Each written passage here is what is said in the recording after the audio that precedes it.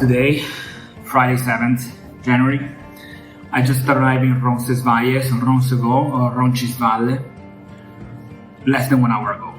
And I really wanted to tell you a lot of historical things today about the battle that was fought here in Roncesvalles. The famous battle that involved Charlemagne and what the Chanson de Roland said to be the Arabs, but in reality it was the Basque people, right? And there's a lot of history in this town, a lot of history connected to the Camino, and a lot of history that probably is worth telling, but it goes from another day. Because I really have to tell you about the crazy day that I had today. So it was my second day, and I start in Valcarlos, and from Valcarlos I have to go all the way to Roncesvalles. Around 18 kilometers in the end, even though on the map it said it was 15.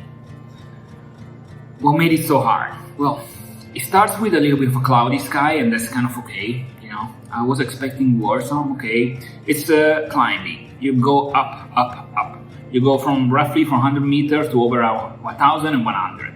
One of the highest points in the Camino, and the only way to cross the Pyrenees.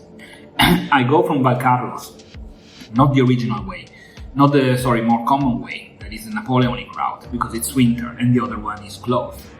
But it's also for historical reasons, because the one from Valcarlos was the route that even the Romans themselves turned into one of their highways that was connected Bordeaux to Astorga, okay? So one thing we know about the Romans, they always chose the safest, the best road to cross the mountains. They were not gonna make their life more difficult. But even with all this, it was difficult. The first part of the day goes parallel to the road, a lot of asphalt, going up. There's a certain point, however, where you leave the asphalt and go on a track. And in this part, in something like 3 kilometers, you have to gain almost 400 meters of elevation to get to the top of the mountain. And that's where things start getting rough. It gets very cold. It's extremely windy. I have all this wind blowing in my face and I have to wear some additional layers. But that's fine, right? Although I'm tired, I feel really tired, you know? And I'm nervous. And one thing is that when you're anxious and when you're nervous, your brain is gonna play tricks on you. So my brain was making me feel more anxious, and therefore my heart was beating even faster. And because of this, I had to take more breaks to not consume all my energy at once. Because one important thing is when you're going up, you need to take breaks. You cannot just go straight, otherwise your energy will go like the gasoline on a car, immediately down to zero. The other thing was that it was never ending. It was never ending. Like there was climbing and you could not see the top. At a certain point, I think I finally made it. I go back on the asphalt and I think, okay, that's the last push. But it wasn't. It was like, took me 2 more hours. And then I started thinking, oh, well, it cannot be that bad because at least it's not snowing. Well, that's when it starts snowing. And at the beginning the snow is very light, but as I climb altitude, the snow starts getting worse and it sticks to things, you know? And with the wind you get all the snow in my face. There was no way I could just rest, you know, no way to stop. You know, what I would do was just stand there, hold myself on my pole for like maybe 1 minute and then continue. No way to sit somewhere. It would just get wet and soaked for the snow that was attaching to my clothes. It was really hard at that point. But at a certain moment, I finally made it and I arrived to the Alto, to the highest point. There's a little church, but that part was the worst. The snow was really furious. I will attach a little bit of a video. I made it to the top, Alto de Bagneta. Weather is crazy. Nice. So far, probably the hardest day on Camino in my life. From here, downhill.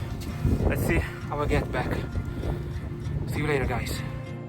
And with that snow came the realization that continuing all the way to Roncesvalles, even though it's a downhill track from there, it might not be the best idea. I could not even see the track. I was really getting cold. but not so much cold, more like lost, and my brain was getting foggy. So I tried to stop a truck driver, and the truck driver goes to France and say, hey, no, I cannot take you, I'm sorry. Whatever. I wait for another car to come. 5 minutes, no car shows up, and honestly I'm getting all the snow, all the wind on my face. So I go back, there's a little church. I try to hide behind the church and call for help. I call for help, I call 112 and they tell me, oh yeah, you can call this taxi, we'll pick you up. I call the taxi doesn't answer. I call again, the taxi doesn't answer. While I'm trying to call for the third time, I hear a car. I turn and there's like a van coming, a white van. So I just rush to the road, afraid of falling because the snow is slippery and it's still a bit wet. And I just wave at the guy, and the guy stops there and picks me up. And it's literally maybe 4 minutes driving actually left, but I was like, it was so difficult. Like, we could barely see the road from that van. And in those few minutes, I find out that my savior, Augusto, is also Italian Peruvian, like me. And he said, are you kidding me when I tell him that? I'm like, I'm not, that's the truth. And we're just laughing, we take a picture together. He had to deliver a parcel to Roncesvalles. Well, he just didn't know that besides the physical parcel, he also had to deliver a human parcel to the albergue. He dropped me here in the middle of the storm, and here I am. So, what I learned. First of all, take it easy, and when you think things are too much, just ask for help. There's nothing wrong with that. I literally have made my mind that I thought, okay, when I reach the top of the mountain, I know we're back on the main road, and I'm going to ask for help. The second thing is the pain cave, and that's something very interesting because I had a couple of moments that were turning moments during the climb. The first one was while I was listening to some radio. I was alone in the mountain. There's nobody. It's winter. Nobody behind me, nobody in front of me, not that I could see. So I just played some radio on my headphone, and on the radio I hear this interesting story of a girl, an American girl. She was eating a lot of junk food and she wasn't fit at all, but one day she decided to quit that and to run a 50 kilometers marathon or run on a mountain track. She trains, she gets better, and she does it, but she can't make it, she fails. What she does then, instead of giving up, she doubles. She goes through her fears, and then she ends up running not 50 but 100 kilometers. And she makes it, and a few years after she starts actually winning some of these races, until she gets to the point that in some of these mountain races she even gets to the end before men do. That's incredible. Even more incredible is to think about the fact that she said, I had to go through that pain, I did not have to give up. I was in the pain cave. What a wonderful concept. A lot of things can happen in a cave. You're alone. Nobody's there to help you. And you have to face your own pain. And the only way is to push through. And you will overcome your pain. And you'll get better. No pain, no gain. I started just telling myself, no pain, no gain. And that sort of like gave me some energy. Gave me energy to get to the top. I can barely see myself. I fucking made it. I don't care if I say swear words. I made it through the fucking pain cave.